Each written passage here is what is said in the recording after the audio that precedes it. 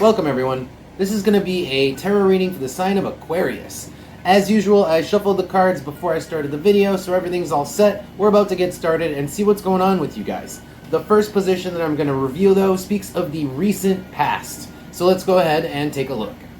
So the tarot card I have is the Two of Cups, coupled with the Oracle card of the Staff.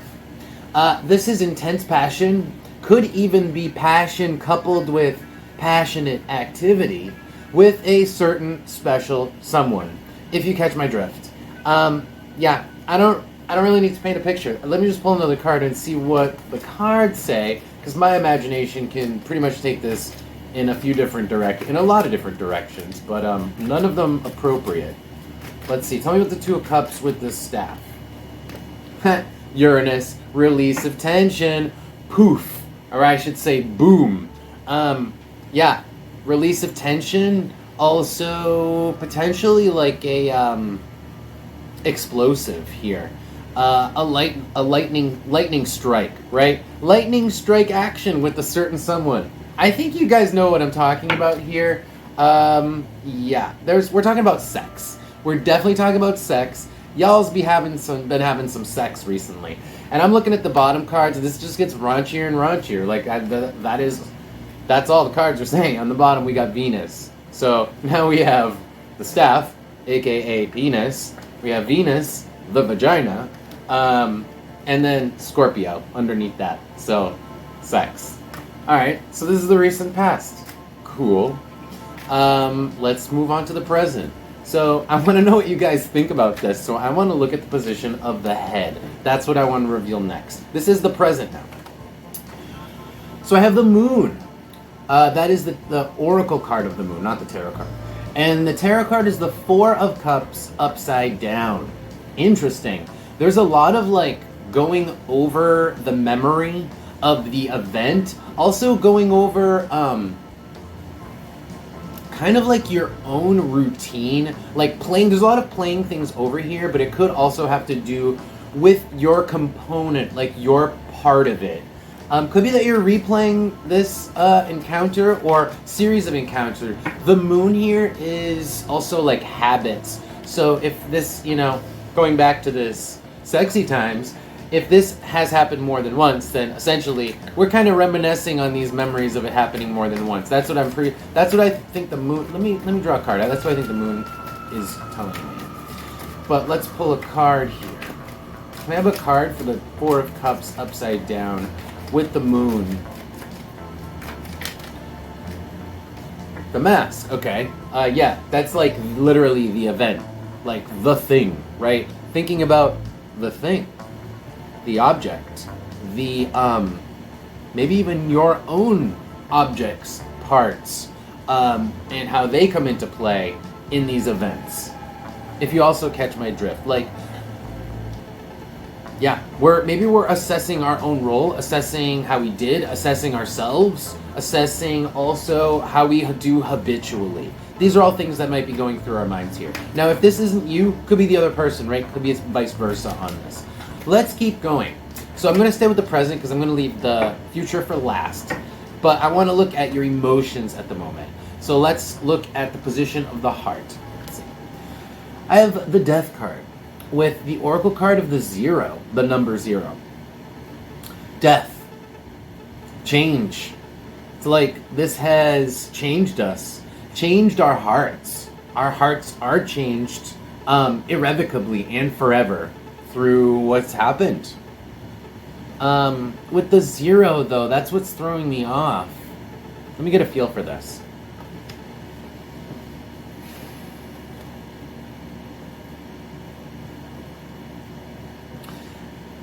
I think we're ready for something like spur of the moment. That's what it is.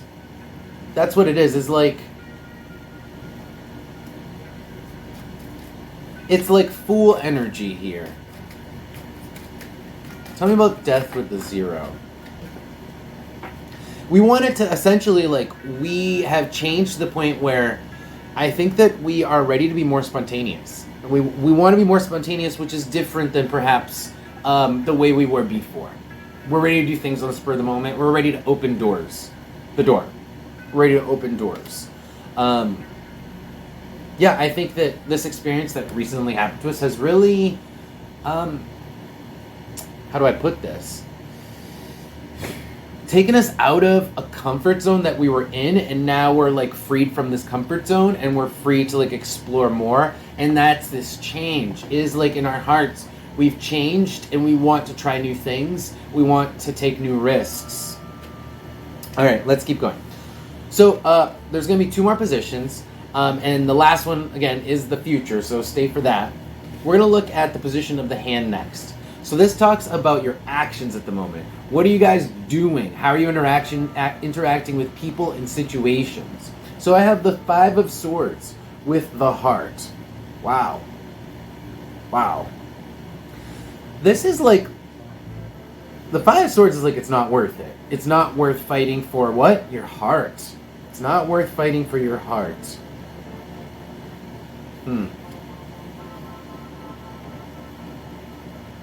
I think what this is telling me is you're no longer caught up in this past expectation of like something has to be perfect. It has to be what I originally wanted.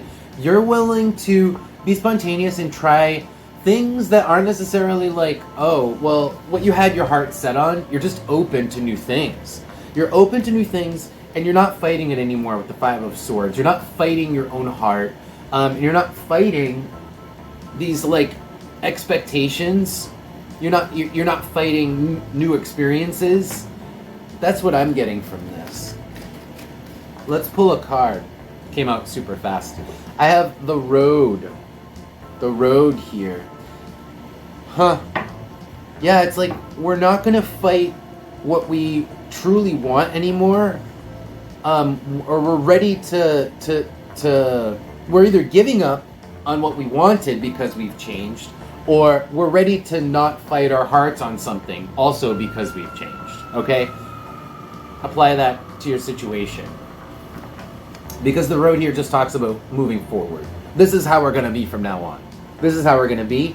And that is that, yeah, we're not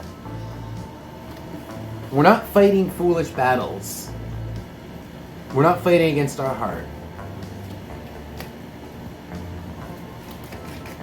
Because we've changed. Alright, the last position. What's about to happen to you guys? What's coming up in the short-term future? Let's see.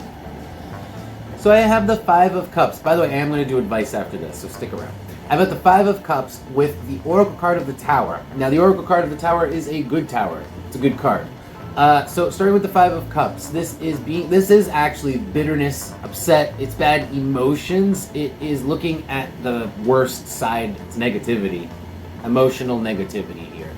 But it's coupled with the Oracle card of the Tower, which is like understanding and seeing things from a lofty view. It's almost like you understand where your own negativity comes from here, coming up in the future here.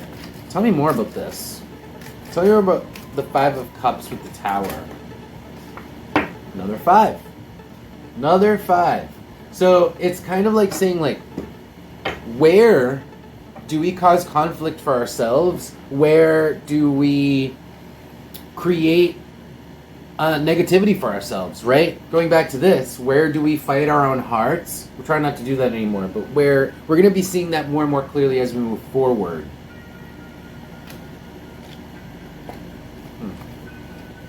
On the bottom, or underneath that, is Gemini. So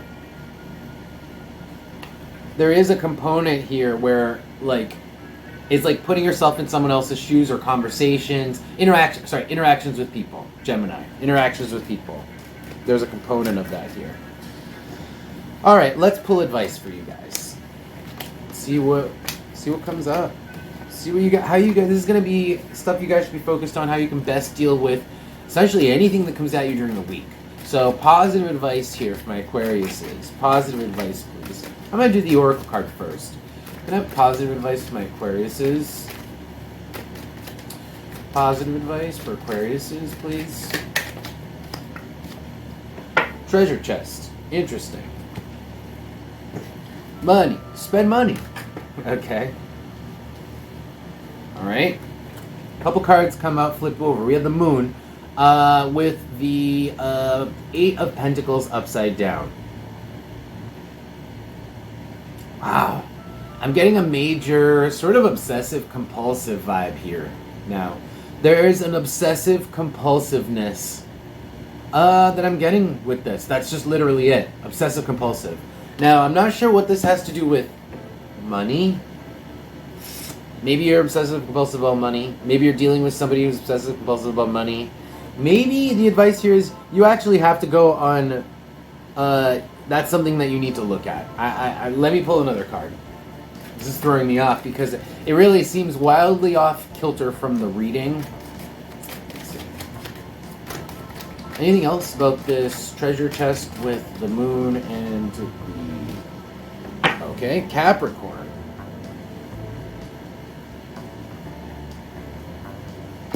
Capricorn. Could be at work. Could be at work. Yeah, it's just the habit. It's your habit. It's your habit. Long-term habits of obsessive compulsive behavior. Yikes. Okay, well, the advice is to take a look at that, guys. Apply that as it will. If it applies to you, you will, I believe you'll know it. But you might want to take a look at that as it is pertinent at the moment. And looking at that is relevant to your life. That's the message. Yeah, I'm not getting really much else other than that, unfortunately.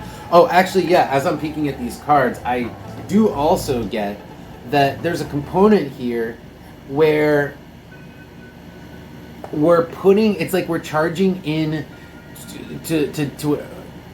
we're moving in to deal with people, and that could be part, because this is like charging in to talk to someone.